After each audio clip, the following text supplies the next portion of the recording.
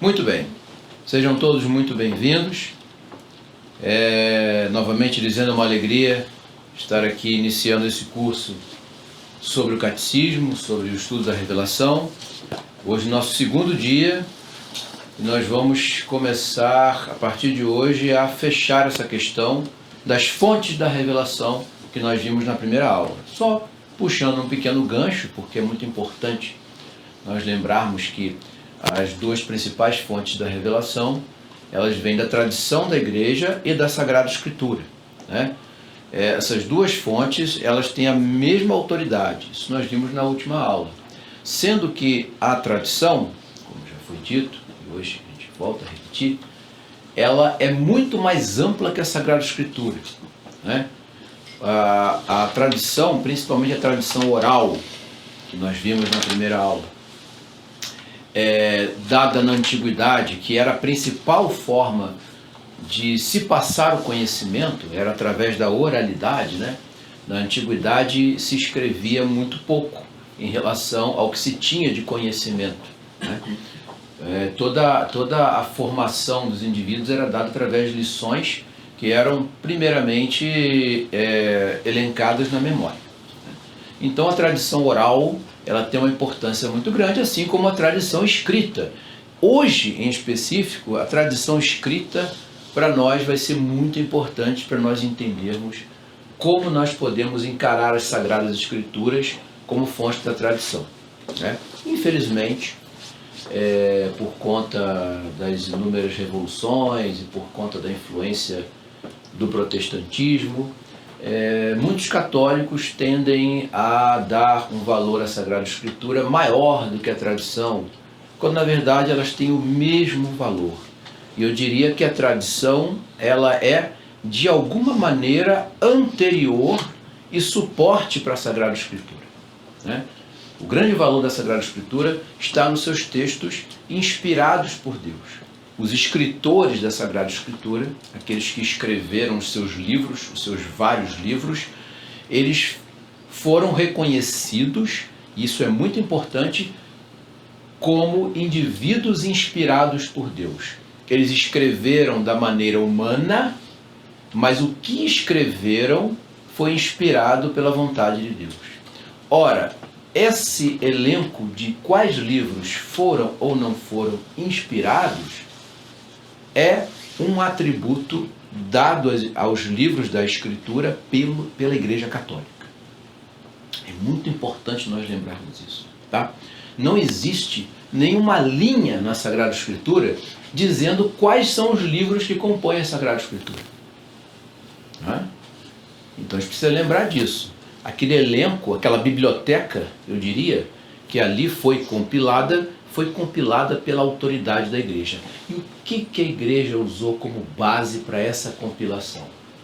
O seu poder. O poder magisterial, ou seja, o magistério da Igreja. A Igreja disse, esse livro é inspirado, esse outro não é. Haviam vários? Sim. Só como exemplo, para cada um dos apóstolos havia um evangelho escrito. Mas a Igreja considera revelado somente os 4 que nós conhecemos. E os outros? Os outros podem ter uma importância literária, uma importância histórica, uma importância documental, né? Mas não são inspirados por Deus. E quem disse isso? Foi a autoridade da Igreja através do seu magistério. E o magistério, eu diria, é o tempero da revelação. O magistério é a formatação da revelação. É a Igreja que possui a autoridade para dizer o que cada trecho da Sagrada Escritura significa e o que a tradição oral quis dizer quando nos passou tal conhecimento ou tal escrito. Tudo tem que passar por essa autoridade da Igreja. Aí sim nós temos certeza que tudo isso veio de Deus através de nosso Senhor Jesus Cristo, que era Deus, ensinado aos apóstolos, guardado pela Igreja, transmitido à posteridade. Sem o magistério, o cristianismo teria enlouquecido no decorrer dos séculos. Por quê? Porque o que não faltou foi compreensões equivocadas da revelação. Se não houvesse o magistério, se realmente o cristianismo fosse baseado tão somente num livro que todo mundo pegava e lia ao seu bel prazer, o cristianismo não teria dado um passo à frente sequer. O magistério é que foi o grande sustento para o entendimento daquilo que nosso Senhor passou aos apóstolos e os apóstolos aos seus sucessores. Isso é muito importante. Sabendo disso, vem o próximo problema. A Sagrada Escritura pode ser lida pelos católicos, pelos fiéis? Claro, não só pode, como deve ser lida pelos católicos, pelos fiéis, pelos que são batizados. Eles devem conhecer a Sagrada Escritura. Mas a Sagrada Escritura precisa ser sempre submetida a esse mesmo magistério. Então, portanto, a Sagrada Escritura que chega às mãos dos fiéis precisa chegar com uma tradução adequada. Por que a tradução deve ser adequada? Vamos voltar para o magistério. A Igreja Católica, no decorrer dos seus mais de 2000 anos, sempre entendeu, principalmente depois desse trabalho que eu vou mencionar, que aquele trabalho ali era o mais perfeito que já foi feito e ninguém o superou de forma posterior. É a tradução de São Jerônimo. Tá? São Jerônimo, ele traduz a Bíblia, a Vulgata, né? Recebe esse nome porque ele traduz para o latim vulgar, né? Era o latim do povo. Vulgar aqui não tem nada a ver com coisas vulgares no sentido pejorativo da palavra, mas é o latim falado pelo povo comum de Roma, né? Ele faz essa tradução. Mas por que a tradução de São Jerônimo ela foi escolhida e de alguma maneira canonizada pela Igreja, vamos dizer assim? Por um motivo interessantíssimo, né? O irmão Jerônimo, o senhor conhece, e muitos aqui não conhecem, ele tem um estudo sobre a tradução de São Jerônimo.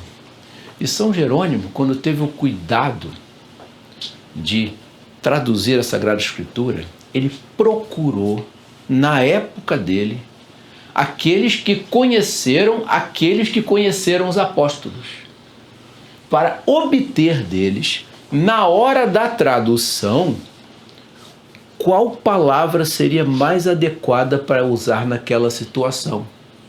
É como se ele tivesse obtendo a resposta das testemunhas daquilo.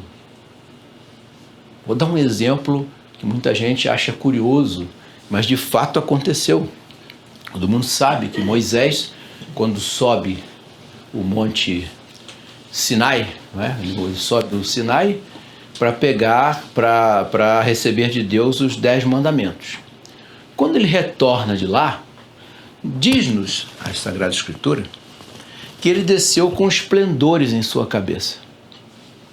Só que São Jerônimo, quando pegou o texto original, quando olhou o que estava escrito em hebraico, estava escrito chifres, não esplendores.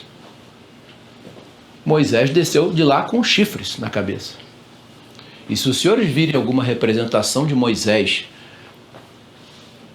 em algumas regiões da Germânia, por exemplo, vocês vão perceber que ele é representado com chifres na cabeça. Por que os chifres? O chifre na antiguidade era símbolo de autoridade.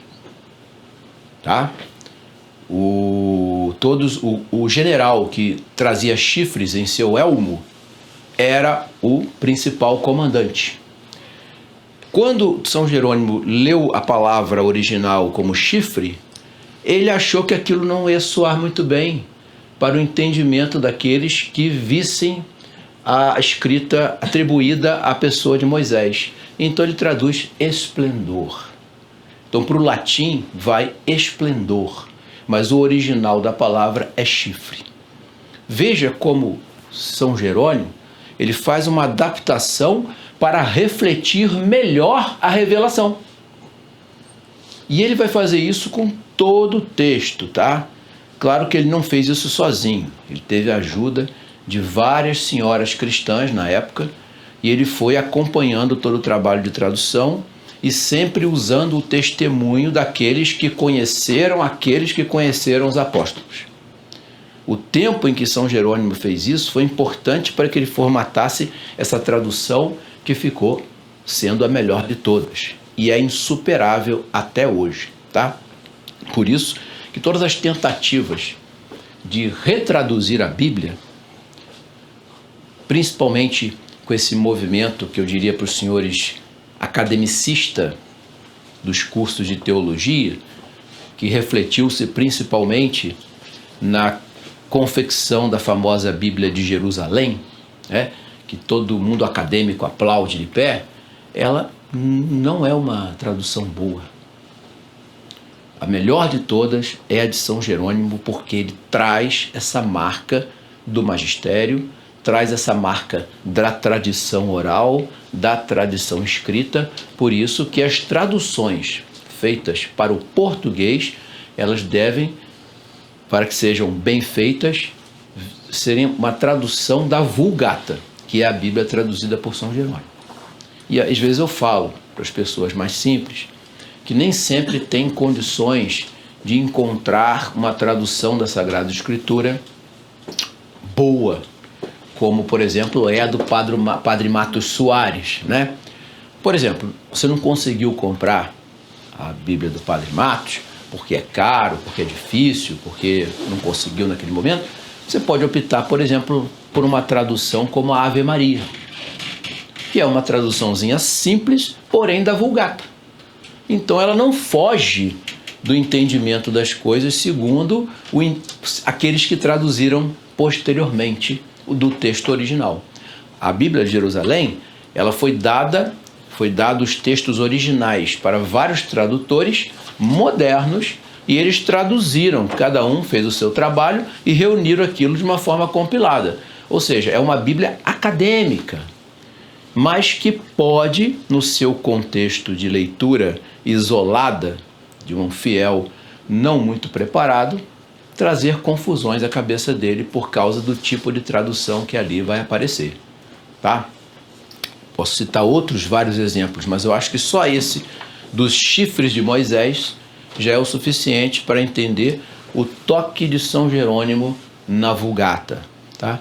Então, é importante nós sabermos isso, que pode-se ler a Sagrada Escritura? Claro, mas lembrando sempre, qualquer compreensão que for adquirida em relação a esses textos que são sagrados, precisa ter o aval do magistério da Igreja. Pois não. Essa Bíblia de Jerusalém, inclusive, que é de uma edição crítica, ela vem com comentários, e nesses comentários, por exemplo, no Pentateuco já se percebe uma coisa muito moderna, que é não atribuir o Pentateuco a Moisés, mas há várias linhas, por exemplo, Javista, Orista, etc., como se tivessem vários escritores do Pentateuco. Né? Isso que ele falou é um equívoco do entendimento do mundo antigo. Só quem estuda o mundo antigo vai entender essa história, né? Por que que eu pego, por exemplo, o Pentateuco, que tradicionalmente é atribuído a Moisés, e a igreja sempre ensinou que foi escrito por Moisés? Ah, professor, mas se o senhor pegar os textos, você vai ver que em cada pedaço do Pentateuco existe uma literatura diferente, uma forma de escrever diferente. Portanto, não pode ter sido escrito por Moisés, porque Moisés não ia ter várias formas de escrever, vários tipos de gramáticas. Como é que se explica isso? Simplesmente, senhores, todo mundo que escrevia alguma coisa na antiguidade não escrevia. Falava e alguém, um secretário, escrevia da maneira dele, sendo fiel ao pensamento de quem falava. Então, provavelmente, Moisés usou 1, 2, 3, 4, 5, 6 escritores para transcrever o que ele estava falando. Quem foi o autor do livro? Moisés. Mas quem efetivamente transformou aquilo num texto, dando a arte da sua escrita naquilo que foi transferido para o papel, para o pergaminho, para qualquer tipo de forma de escrita da época, trouxe as características do escritor. Mas a informação veio de Moisés. Se não entender isso, nós vamos ficar nesse academicismo atual. Por exemplo, hoje quase ninguém faz mais isso, né? Você, quando um aluno vai escrever alguma coisa, ele mesmo escreve aquilo que está na cabeça dele. Então ele vai usar toda a arte dele naquilo que ele está pensando. Na antiguidade isso era muito comum, e ali não precisamos ir tão longe na humanidade para ver que outros grandes escritores fizeram isso, como por exemplo Chesterton. Chesterton tinha uma secretária que digitava tudo aquilo que ele falava. Por isso que quando você lê Chesterton, você fica desesperado, porque o homem não para de raciocinar nem um segundo.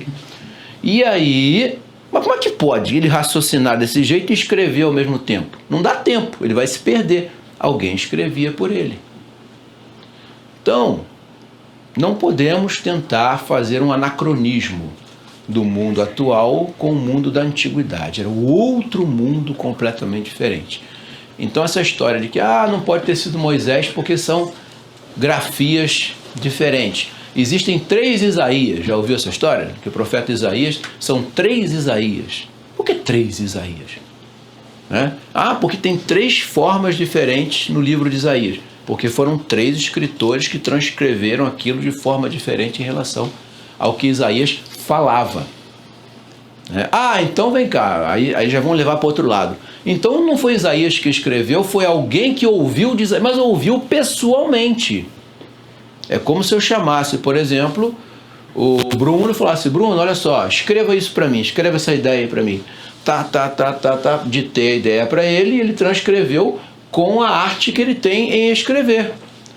Mas a ideia partiu toda de mim, ele foi só um instrumento da minha ideia. O autor fui eu. Eu é que desenvolvi aquilo ali e ele escreveu.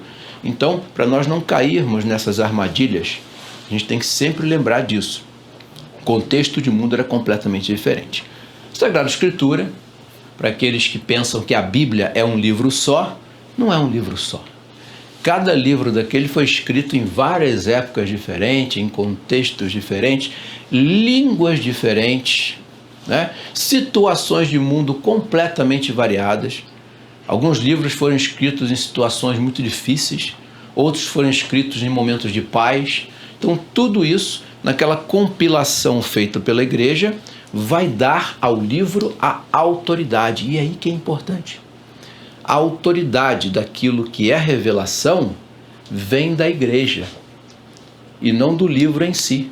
Porque quem disse que o livro era santo foi a igreja. O que é que vem antes, o pai ou o filho? É o pai. Então é a igreja que vai dizer: esses livros aqui fazem parte da Sagrada Escritura. E ela não ficou pronta assim da noite para o dia, não. Pra vocês terem uma ideia, até o Concílio de Trento, para a história ontem, né? O Concílio de Trento, não se sabia se o Apocalipse era revelado ou não. Os teólogos ainda discutiam se o Apocalipse, que já aparecia em várias Sagradas Escrituras, era de fato um livro revelado. Aí o Concílio de Trento bateu o martelo. Não, o Apocalipse ele é um texto revelado. Aí, aí acabou o problema, a igreja decretou, resolveu, fechou o problema da Sagrada Escritura. Nessa formatação que a Sagrada Escritura recebe da igreja, fica claro que a Sagrada Escritura ela só pode ser lida e entendida sob o reflexo do magistério. Daí a condenação do livre exame, que é uma das bases do protestantismo, da revolta protestante. Então, o livre exame é o primeiro tropeço que se pode fazer em relação ao entendimento do magistério, porque não dá para ter livre exame, principalmente numa Bíblia que vai ser lida em português, não é? numa Bíblia que vai ser lida num contexto onde o indivíduo não possui a estrutura de conhecimento necessária para saber o que está sendo dito ali. E, de cara, milhares de contradições vão aparecer, que ou vai levar o indivíduo a criar uma teologia própria dele, ou vai perder a fé. Sem o magistério, que é a luz dessas coisas, fica tudo muito perdido, tá? Então, quando nós nos debruçarmos sobre cada pedacinho do Catecismo de São Pio X, que nada mais é que o resumo de toda essa revelação, temos que ter muito claro diante de nós de onde nos vem essa fonte de conhecimento e quem dá autoridade a esses conhecimentos é a Santa Igreja. Sem ela, nada disso teria chegado até nós. Né? Todo o uso do nome de Nosso Senhor, que se tornou algo banal na sociedade, Senhor, Senhor, Jesus, Jesus, Jesus, hoje essas coisas parecem folhas soltas ao vento, né?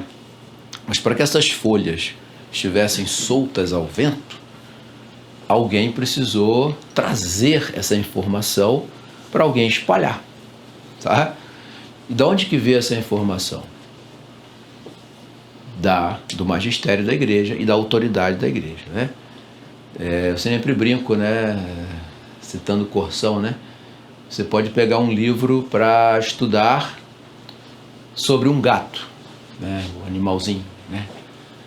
Só que quem é que diz que o nome de gato é gato?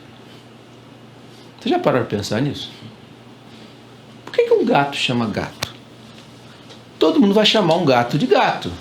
Por quê? Pela sua natureza, uma natureza felina, e por ter natureza felina, ele é um gato.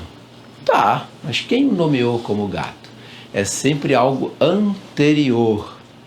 Esse sentido de anterioridade, ele é uma luz sobre o nosso conhecimento que faz com que o Catecismo de São Pio X fique para nós algo que vai, vamos dizer assim, vai brilhar como um alívio para as dúvidas que, porventura, os fiéis possam ter. O intuito do catecismo é sempre esse, é sanar as dúvidas. O que nós cremos, o que foi revelado, é exatamente isso. Tá bom? Então, com isso, a gente fecha esse passo inicial e vai agora entrar, propriamente dito, entrar no conhecimento da revelação. Tá? O conhecimento que vem através do catecismo e a gente vai tentar compreender qual é a base do pensamento para nortear o estudo do catecismo. Ok? Até aqui tudo bem? Professor, na verdade, pois não. Tem uma pergunta. Sim.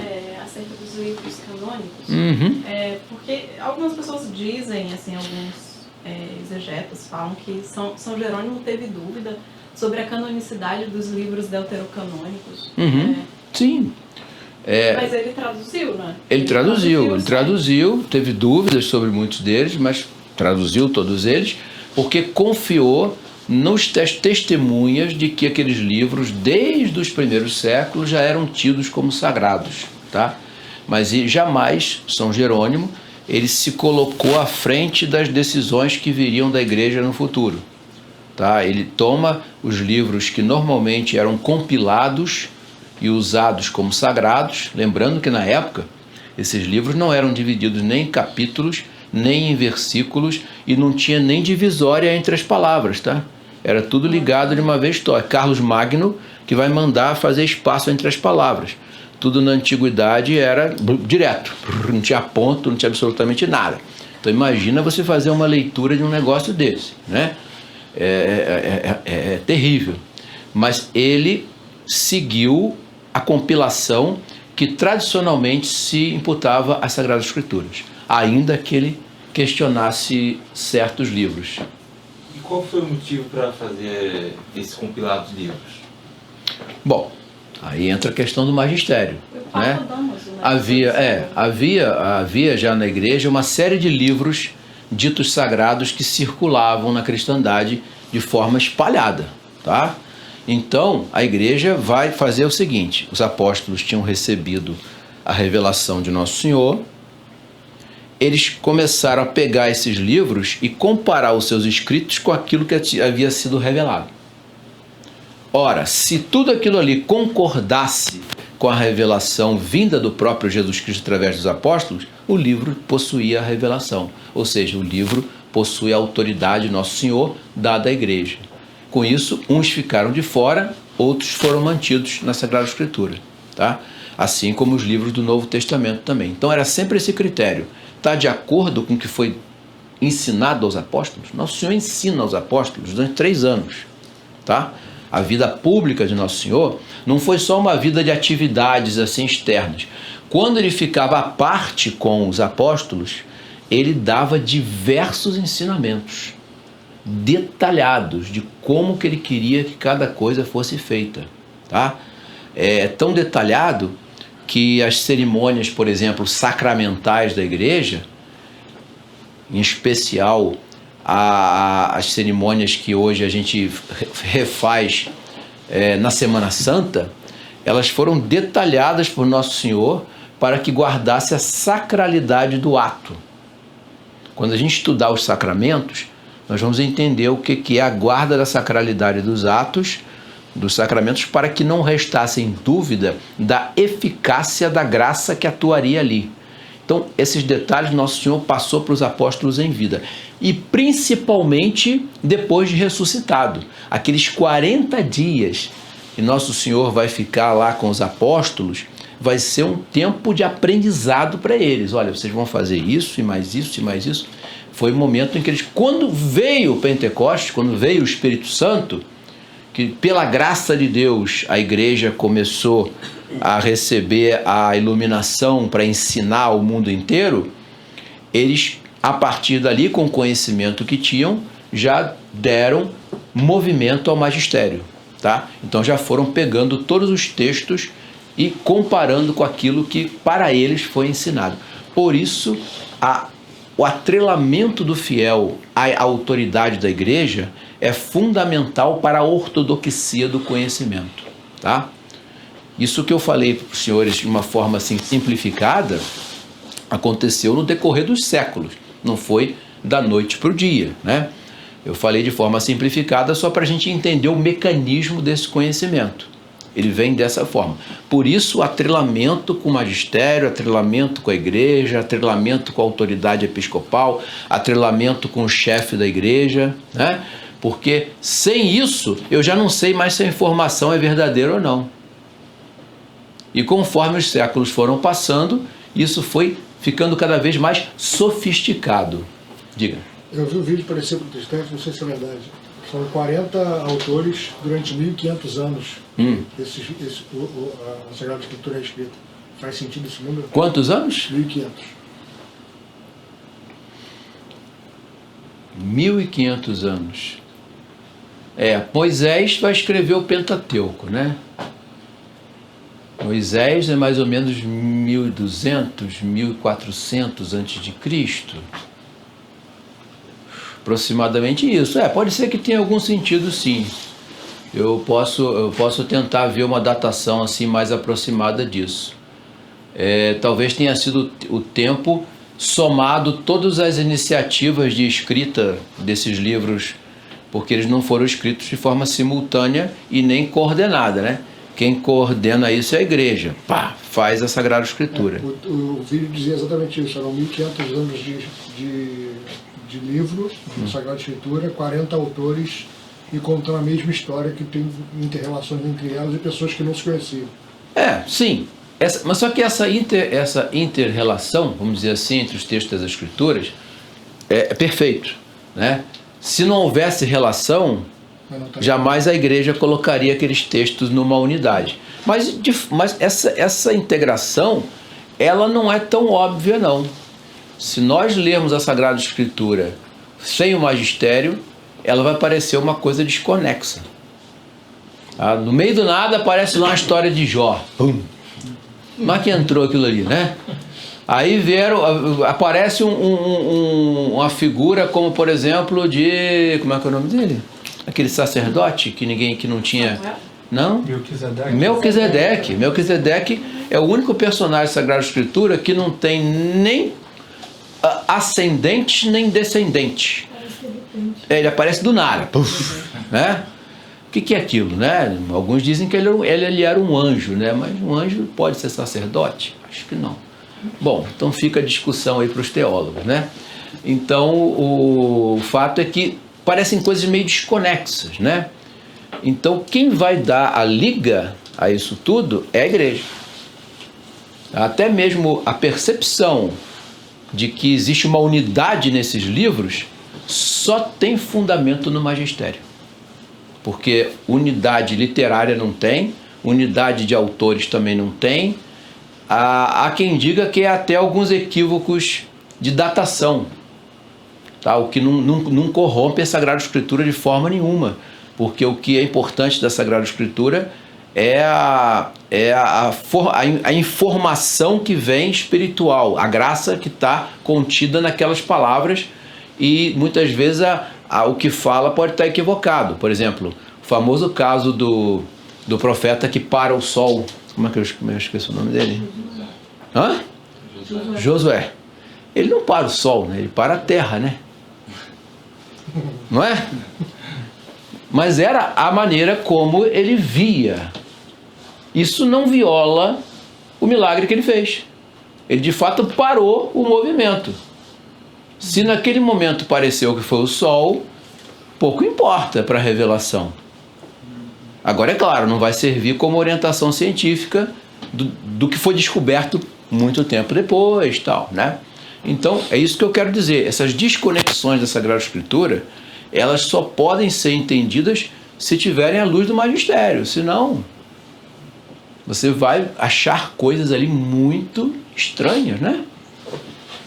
Você vai achar situações na Sagrada Escritura e vai falar assim, puxa, mas como que tal coisa aconteceu? Quer ver uma coisa que escandaliza muita gente na Sagrada Escritura? A questão de Sara e Agar, de Abraão. Tem gente que acha um absurdo aquilo. Eu conheci gente, aliás, já conheci gente que brigava comigo por causa disso. Porque Agar foi abandonada no deserto, né? Com Ismael, e Sara, o filho de Sara, é que recebeu a herança do pai. A escrava, que também gerou um filho para Abraão, não recebeu herança nenhuma. Né? Um absurdo, né? Tal, não sei o quê. Mas aquilo ali, na verdade, é para fazer uma figura da igreja e da sinagoga. Viu como é que a igreja já pegou o fato e disse assim, olha, vamos dar um sentido a isso? Pá, perfeito, entendeu? Por isso que ler a Sagrada Escritura separado da igreja católica, você vai se perder completamente. Ok? Inclusive aquela passagem do Evangelho testemunha muito bem isso, quando o etíope está lendo Isaías, e aí Filipe para ele e pergunta, você entende o que lê? Ele fala, como que eu vou entender se ninguém me explica? Como vai entender se ninguém me explica?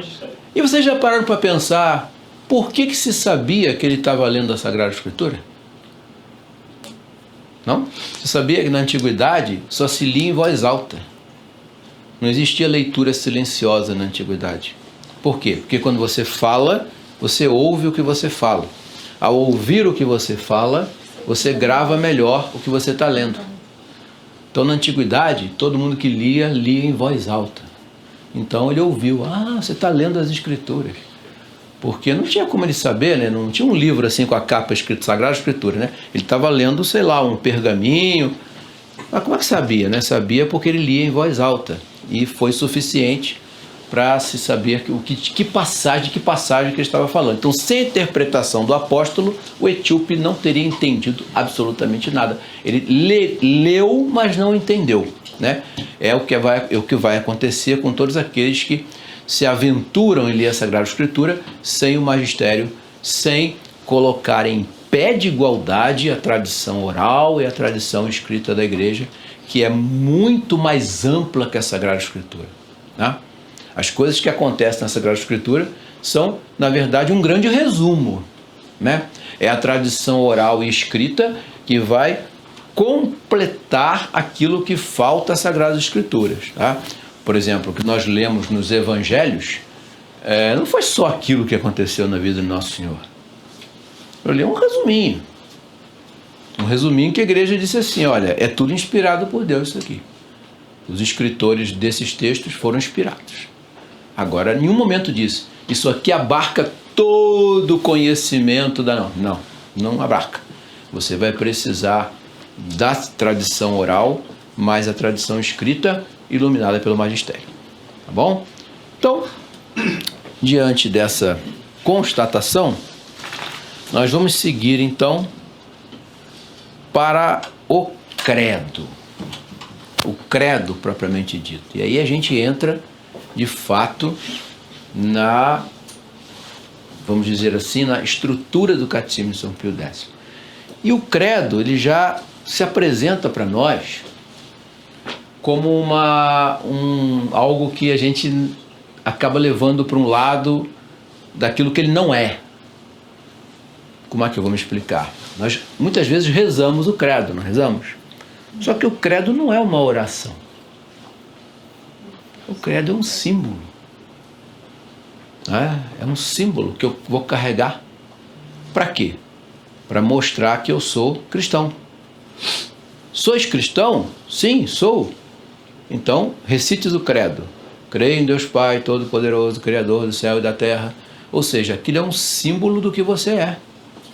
Nós colocamos na frente das nossas orações, do terço e tal, para deixar claro o que nós cremos. É isso aqui. Não é propriamente uma oração com a estrutura de uma oração que tenha, por exemplo, um sentido de petição e ação de graças. Ele é um símbolo.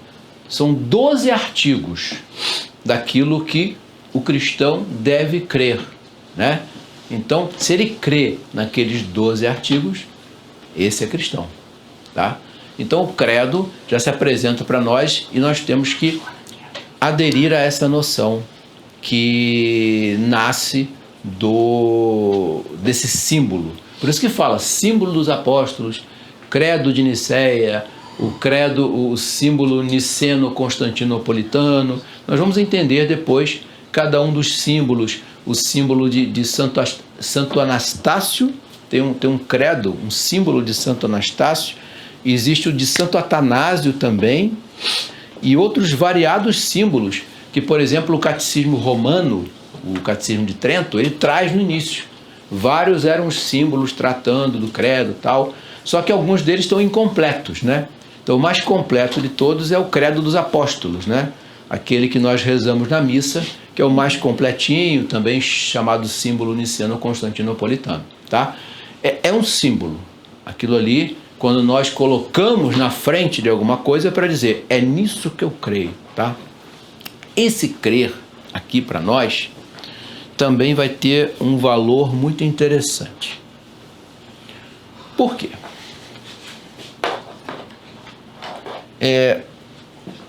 O ato de crer em alguma coisa, vindo da revelação, ele vai ter uma característica que ultrapassa a razão humana sem violar a razão humana. E a nossa aderência àquilo que é ensinado tem que ser um ato racional. Como que eu vou exemplificar isso? Quando a igreja revela para nós, por exemplo, a Santíssima Trindade, nós aderimos racionalmente que Deus é verdadeiramente Pai, Filho e Espírito Santo. Só que eu afirmo para os senhores, racionalmente isso é inatingível. Como é que faz? Eu vou tentar fazer um esquema aqui para a gente tentar entender como que se dá essa história da revelação. Então, por exemplo, a Trindade, né? Existe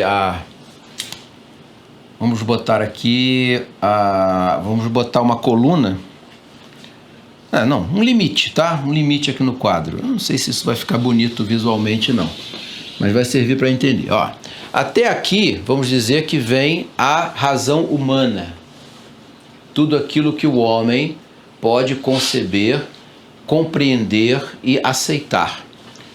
A revelação, como nós vimos na última aula, ela é de origem sobrenatural. Ela vem de Deus para o homem, né? Então ela vem daquilo que está maior do que o homem e atinge o homenzinho aqui, o bonequinho feio que eu vou desenhar aqui. A razão, quando atinge esse indivíduo, ele pode compreendê-lo até esse limite aqui. Só que a informação que vem daqui ultrapassa. Ultrapassou, deu 4. Né? Ultrapassa. Isso aqui, a pergunta é, essa informação que ultrapassa a razão humana, viola essa razão humana? Não. Pela própria figura você está vendo, é continuidade dela. Só que nós não atingimos. Quando que nós vamos atingir? No céu. O que vai acontecer no céu?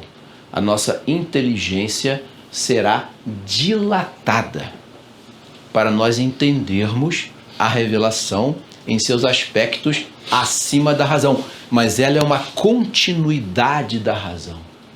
Por isso o seminarista estuda filosofia e teologia. Tá? É por causa disso. Então a razão ela atinge até aqui. Mas então, professor, mas como é que eu faço então? Então vamos fazer o seguinte. Vamos tentar entender a Trindade. Não dá, tá? Já estou de antemão dizendo que não dá. Mas eu posso criar um esquema racional que facilita a vida da gente. Vamos lá. Todos nós, Deus quando criou o homem, nos fez a sua imagem e semelhança. Essa imagem e semelhança é essa capacidade do homem de criar, não do nada, como Deus, mas criar a partir da matéria e conceber conceitos de forma abstrata. Tá? Então, por exemplo, se eu apresentar aos senhores pela primeira vez, deixa eu ver aqui, uma xícara, vou sair da linha aqui. Eu apresentei aos senhores uma xícara pela primeira vez. Vamos fazer de conta que vocês nunca viram uma xícara na vida, tá?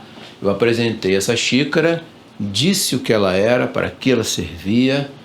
Nesse momento vocês olharam isso daqui e dentro da memória dos senhores, dentro da concepção, da visão, do uso dos sentidos que cada um tem, vocês guardaram essa informação, mas eu tirei a xícara daqui, levei ela embora, vocês não estão vendo mais a xícara, mas a ideia de xícara já foi formada dentro da cabecinha de vocês. Certo? Tudo bem. Deus, então, faz o homem sua imagem e semelhança, mas não da mesma forma. Então, Deus, antes de tudo, só existia Deus, né? Isso o catecismo nos ensina, né? Que antes de existir qualquer coisa, só existia Deus. Deus era tudo. No momento em que Deus, só Ele existia, eu estou tentando levar isso para a linguagem humana, tá? Então, para facilitar a nossa vida. Quando só existia Deus, nem o tempo existia. Isso vai ficar um pouco confuso, mas pelo amor de Deus, são coisas que ultrapassam a razão, tá? É só para os senhores sentirem como é isso, né? Quando nada existia, só existia Deus. E Deus, ao olhar, o que ele viu? Ele mesmo. Concorda? Se só havia ele, ele viu ele mesmo. Ele conheceu ele mesmo. Deus, Pai, quando conhece a si mesmo, vai gerar uma imagem como nós geramos da xícara. Só que diferente da nossa. A nossa é uma imagem morta, criada pela imaginação. Deus cria uma imagem viva.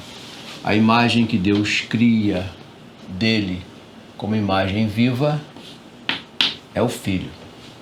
É Ele mesmo. Porque se só existia ele só podia ver ele mesmo. Concorda? Não tinha mais nada. Ora, Deus é perfeitíssimo e é caridade, amor. O amor nada mais é que o conhecimento de um ser em relação ao outro. Se só existia Deus, Deus conheceu a Ele mesmo, Deus vai se amar. E o amor entre o Pai e o Filho gera o Espírito Santo. Antes de existir qualquer coisa, o Pai conhece a si mesmo, gera o Filho, o amor entre o Pai, o Filho e o Espírito Santo. É a forma mais racional que existe para o entendimento da Trindade. Mais do que isso, não é possível. Só quando a mente for dilatada a ponto da gente compreender na realidade como se dá isso. Então é um Deus só. Não são 3 deuses. São 3 pessoas. Tá? E essas 3 pessoas, um único Deus. Isso tudo que eu falei foi para mostrar como que funciona esse mecanismo da revelação dada a razão. Então, quando a igreja ensina alguma coisa que a nós parece absurda, não é absurdo, porque não viola a razão, vai além da razão. O que está além não viola aquilo que por um curto espaço de tempo foi percorrido. Um dia a nossa inteligência será dilatada no céu. Aí a gente vai entender essas coisas todas. Mas enquanto estivermos nessa condição, isso aqui vai ser sempre mistério. Daí vem a palavra mistério. Não é uma coisa assim, do tipo meio fantasmagórica, não. É tudo aquilo que a razão não atinge. Na antiguidade tem vários exemplos, né, dessa experiência de crer em algo que não se pode ver. A descoberta do poro, acho que foram aqueles primeiros médicos lá, se não foi Hipócrates, foi constatada a partir da aparição na superfície da pele do suor. Sim. Né?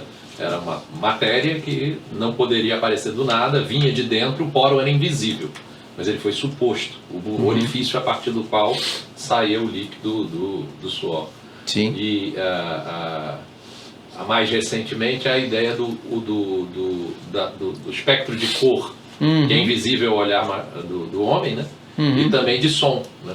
A gente sabe que o som vai progredindo, mas que o cão, por exemplo, escuta, né, o som ultrassônico, e ele é ultra porque ultrapassa a nossa capacidade de observação, exato. mas está suposto pela estrutura do som, que é racional. Exato. Né?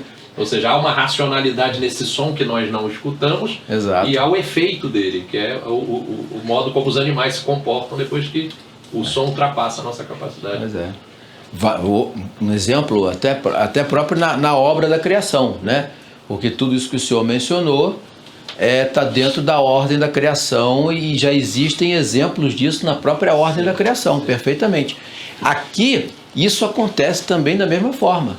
Só que essa dedução, muitas vezes ela vai ter que entrar no campo do mistério, porque não é uma dedução que dependa da ordem do universo.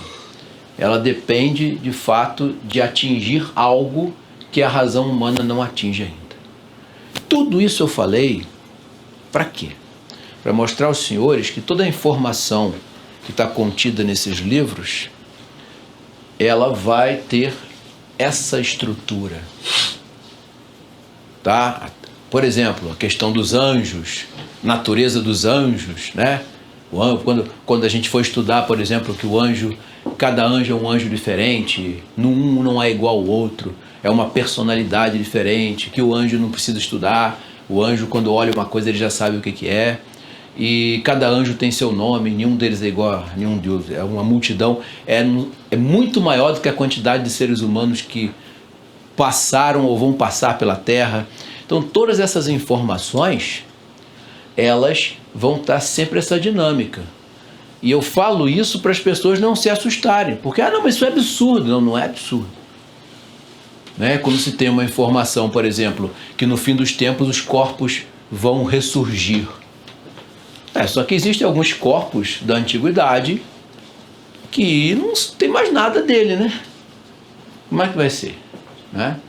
Então, nessa hora a gente vai entender que existe a possibilidade do que de restou desses corpos incorporado à estrutura da criação, Deus pode de lá tirar. Quando nós estudarmos os atributos de Deus, nós vamos ver que de lá ele pode ser tirado, tá bom? Se os senhores entenderem essa dinâmica daquilo que vai além da razão humana, toda a informação do catecismo, ela passa a ter uma lógica esclarecedora. Porque todas as vezes que os senhores se depararem com uma situação que é impossível nós imaginarmos, vocês vão entender que se trata disso. Uma coisa que assusta muito a gente é a questão da visão de Deus. Para Deus já acabou tudo. Não tem mais nada aqui. Aí já tem gente que já ficou assim, calma aí, como assim? Como assim? Deus está fora do tempo. Aí como é que eu explico isso, por exemplo, para as crianças do catecismo? Né? Você tem que explicar, né? Então você imagina um jogo de tabuleiro aonde os seres humanos estão ali, nos tempos da história até o fim do mundo. Deus está vendo o jogo de fora, não está dentro dele. Ele já viu o início, o meio e o fim. Mas nós estamos no meio ali. Não chegou aqui ainda, entendeu? Mas Deus já viu tudo, já ouve tudo, já acabou tudo. Assustador isso, né? Mas é porque, entra no campo que a razão humana não atinge, tá? Então não se assustem, tá? Isso é assim mesmo. Nós vamos ver isso em vários momentos do estudo do catecismo. Toda a obra da criação em Deus acontece num momento só, assim, um estalo de dedo. Isso é assustador, né? Mas para nós não, porque nós estamos dentro dessa obra. Estamos no tempo, estamos na obra da eternidade, né? Tudo já aconteceu, né? Então, eu uso isso como exemplo só para que não haja um susto na hora dos estudos do catecismo, tá? É como se eu preparasse os senhores para o que vem por aí. Bom? Como é que está nosso tempo? Como é que está nosso tempo? Professor, o senhor pode falar até quando o senhor quiser. Não, mas aí eu não vou sobrecarregar os senhores. Então, a gente pode inferir que Deus vê a gente agora ou no céu ou no inferno? Claro. Vê tudo, toda a obra, já acabou. Já foi, já passou O tudo. livro da vida já tem todos os Já nomes. tem tudo, já. Ele já sabe onde eu vou ficar. Já, Claro. Já, sem tirar sua liberdade. Sem tirar sua liberdade. Isso aí deu muita discussão em relação à predestinação, tá? Perigosíssimo isso. A igreja teve que usar do magistério para dizer, olha, peraí, não se trata de dois seres de natureza diferente, como se fosse dentro deles, dentro de uma mesma característica. Peraí, o ser humano é uma coisa, o Deus com as suas perfeições é outra, tá? Então, ao mesmo tempo que sem tirar nada da nossa liberdade, da verdadeira liberdade, que é para fazer o bem, vamos ver isso, né? A Revolução Francesa é que inventa essa história de liberdade para fazer o que quiser. Não, liberdade é para fazer o bem, né? Então a liberdade que Deus nos dá é uma liberdade, sem tirar essa liberdade, ele já sabe o que aconteceu com cada um de nós. Aí a pergunta que nasce em toda a turma: por que Deus não evita então que as pessoas se percam? Isso nós vamos ver no futuro, quando a gente estudar propriamente dita essa situação, tá bom?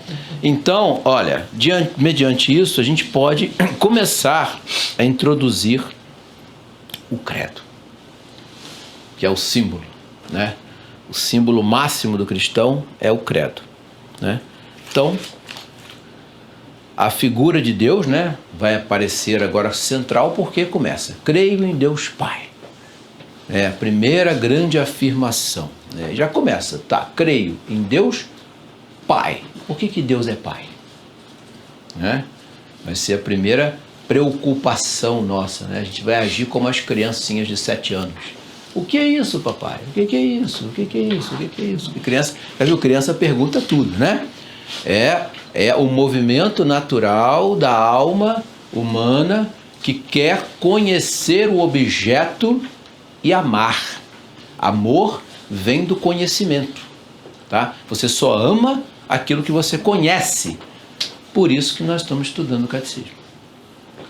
Para amar a Deus, nós precisamos conhecer, tá? E como que se conhece a Deus? Estudando o que Ele revelou. Lembra da religião natural? Os homens percebiam um movimento divino no seu interior, mas vinha do homem. Religião natural. A religião sobrenatural vem de Deus para o homem. Então, para que eu ame a Deus, basta eu saber o que Deus ensinou. Pronto. Acabou o problema. Na hora em que eu sei o que Deus ensinou, eu dou adesão de fé racional. Quando nós formos estudar a virtude da fé, nós vamos ver que fé, aquela fé confiança, que muitas vezes a gente faz, eu tenho fé que tal coisa vai acontecer. Não tem nada a ver com a fé, virtude teologal que a gente recebe no batismo. Nós vamos ver que a fé, na verdade, é uma adesão racional às verdades reveladas. É uma confiança racional. Eu entendi, é isso, por causa de tal autoridade e tal movimento. Tudo bem, senhores? Então, a primeira aula e a segunda aula foi a preparação. Eu não gosto de usar essa expressão, mas vou usar. O teatro, que nós vamos usar como base para começar o estudo de cada artiguinho daquele do Catecismo de São Pio X. Sem essa prévia, o catecismo parece só uma repetição de ideias sem fundamento. Mas agora, mediante isso aqui, nós já entendemos a importância e a grandeza dos fundamentos da nossa fé. E dele, o que não pode se separar é o sopro e o magistério da Santa Igreja. Só ela tem autoridade para dizer: isso veio de Deus, isso não veio de Deus. Tá bom? Alguma pergunta? Sim. Professor, em tempos, não querendo adiantar aulas futuras, mas em tempos de confusão, talvez caberia o senhor, o quanto é possível falar em poucas palavras, o que nós queremos, o que o senhor quer dizer, aliás, o que a igreja quer dizer quando ela diz que o magistério bateu o martelo sobre determinadas coisas, porque existe nos últimos tempos muitas novidades, né? Então, qual é o critério que a própria igreja dá para estabelecer essa chave de leitura das Sagradas Escrituras e da revelação? Muito bem. O critério é justamente a correspondência com aquilo que os apóstolos aprenderam. O termômetro são os apóstolos, vamos dizer assim. No entanto, eu falei na primeira aula que a revelação era um baú repleto de tesouros. Tesouros interligados entre si, guardados pela igreja. Em alguns momentos, a igreja precisará abrir esse baú, tirar um tesouro e mostrar para as pessoas: olha, isso aqui que vocês estão discutindo é dessa forma. E se interliga de tal ou outra forma com aquilo que está dentro do baú do tesouro da igreja. Tá? Então, esse é o critério principal. A igreja também, na prudência que tem, normalmente para definir alguma coisa de fé, ela espera que as coisas aconteçam, dá um tempo que, em média, a média para a igreja declarar uma situação que é controversa entre os teólogos é em torno de 200 a 400 anos. Não é uma coisa que a igreja faz da noite para o dia, né? Então, conforme passou-se os séculos, a igreja foi formatando isso como se fosse resolvendo todos os problemas. E aí, tem um momento da história da igreja que eu diria que a igreja chega no fechamento quase total do problema. Não chega ao total, Porque ainda faltam algumas coisas que a igreja ainda pode declarar. Mas é o Sacrosanto Concílio Tridentino. Por que se fala tanto em Trento? Ora, outros concílios foram mais emblemáticos. O concílio, por exemplo, Concílio de Lyon, o quarto concílio de Lyon, foi muito importante para a igreja. O primeiro de Constantinopla, o concílio de Niceia, foram concílios que declararam coisas de grande importância para a cristandade, né? Mas o Trento, eu diria que é o desfecho da coisa. Sabe quando a obra está quase pronta? Que o pedreiro fala assim, olha, só falta dar uma pinturinhazinha aqui, consertar aqui uma falhazinha no embolso, mas já pode morar, já pode entrar na casa, já pode morar, que a obra já está habitável. Isso foi Trento para a igreja. Depois do Concílio de Trento, vamos dizer assim, a igreja fez a estrada que a cristandade ia percorrer sem necessidade de reforma. Mas numa estrada que eu estou caminhando, de vez em quando solta um paralelepípedo. Aí eu vou lá e dou uma consertadinha sem mudar a estrada. Tá? Eu preciso que a estrada vá um pouco mais longe. Tá bom, vamos seguir ela conforme ela foi construída até agora e abrir um pouco mais dentro desse mesmo panorama.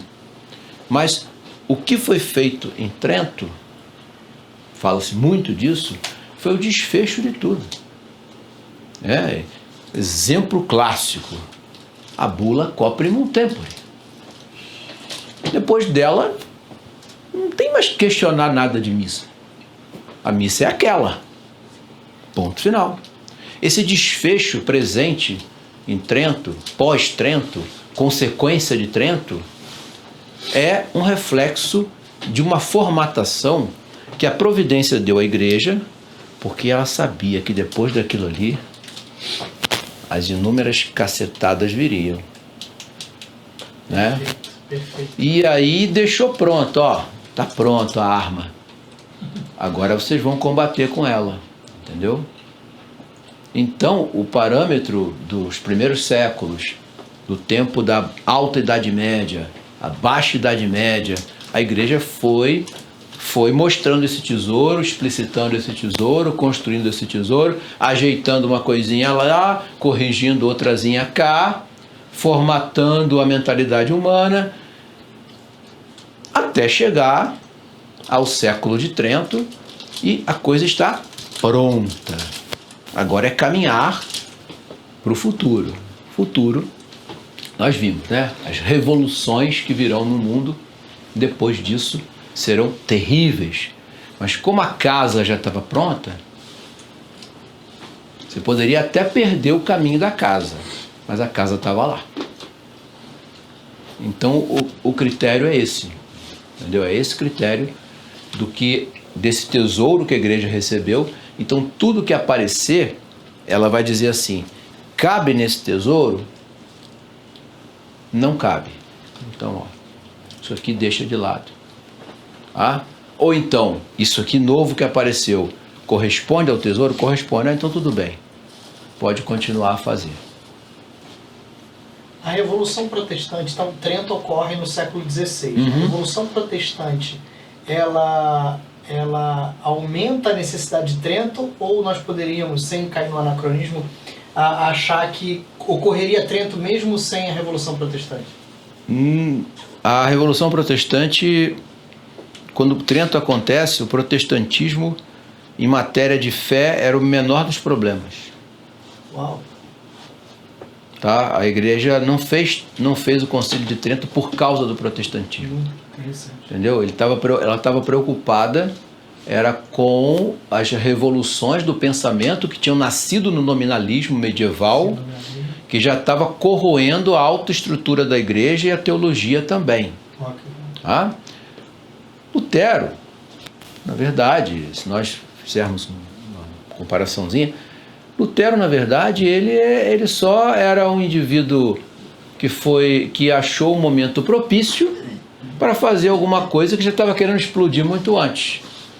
E agora ele vai ter a proteção dos estados nacionais que já queriam romper com a igreja porque queriam ser mercantilistas e já tinham abandonado o mundo medieval. Então muita gente diz assim, a igreja fez Trento para combater o protestantismo. Não. O protestantismo naquela época, vamos dizer assim, ele corria meio paralelo. A grande derrocada do protestantismo vai acontecer mais para frente.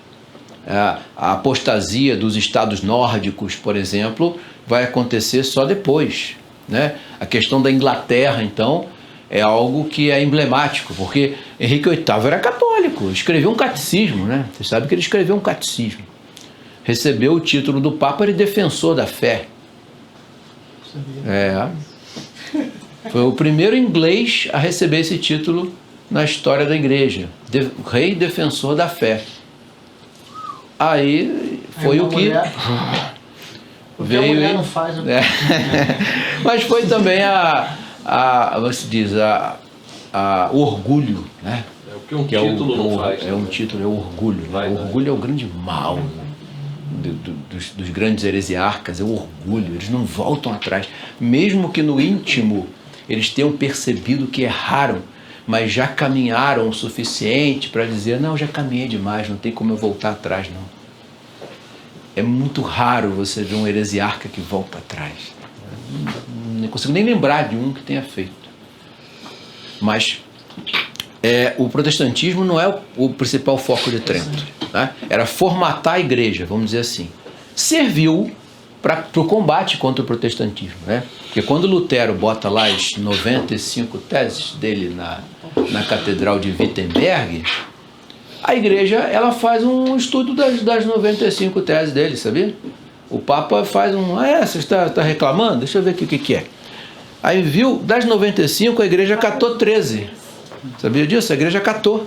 Essas aqui que o senhor está falando até que bate. Por exemplo, os padres estão com má formação. Eu concordo com o senhor. Inclusive ele era um, né? Aí então, isso aqui em relação a certos abusos de algumas famílias católicas desviarem dinheiro da construção de São Pedro, o senhor tem razão. A Inquisição Romana vai cuidar desse caso aqui. Agora, quando Lutero começa a falar de revelação, opa! Anátema, anátema, anátema, anátema, anátema. E vai acabar com ele. Tá? Então, a impressão nos livros de história é que o Papa só se preocupava com as coisas de Lutero. Nada. Aquilo quando chegou para ele vai acabar com Lutero ali rapidamente. Lutero tinha uma formação muito mal feita. Ele chegou a ser professor de teologia, mas numa ordem que estava recém-formada. Era uma reforma da ordem agostiniana. Tinha acabado de ser reformada. E na época o clero estava passando por uma decadência muito grande e havia uma necessidade de professores para a formação de novos padres, né? E aí, como Lutero mal tinha acabado a formação dele, não tinha nem muita experiência como professor, ele já foi colocado como mestre. Mas ele mesmo já não tinha segurança muito daquilo que ele defendia, tá? Então ele era um desses que era o clero deficiente.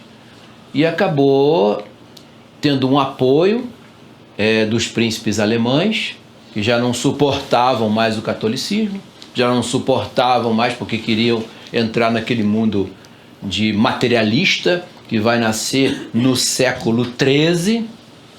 Vide a vida de São Francisco de Assis. O pai dele só queria saber de dinheiro, comerciante, riquíssimo, vendia tecido para a França, para a Itália, para tudo mais. A mentalidade mercantilista, materialista já entra no século XIII, XIV. Quando chega no século XV, XVI, nossa, quando a gente pega, por exemplo, a vida de Santa Teresa de Ávila, que ela vai fazer a restauração dos Carmelos, os Carmelos eram palácios luxuosos e as religiosas andavam com joias caríssimas e coisas desse tipo. Então, você já vai ver esse negócio da ostentação presente no tempo de Santa Teresa de Ávila na Espanha católica. Então, esse mundo financiou Lutero, deu proteção a Lutero. Lutero pôde ensinar, se esconder, escrever, falar as bobagens dele, porque ele tinha proteção para isso, havia circunstância para isso, né? Enquanto, por exemplo, outros reformadores que tentaram realizar isso antes dele não tiveram tanto sucesso e acabaram sendo ou condenados ou esquecidos completamente. Tá bom? Alguém quer fazer mais alguma dúvida?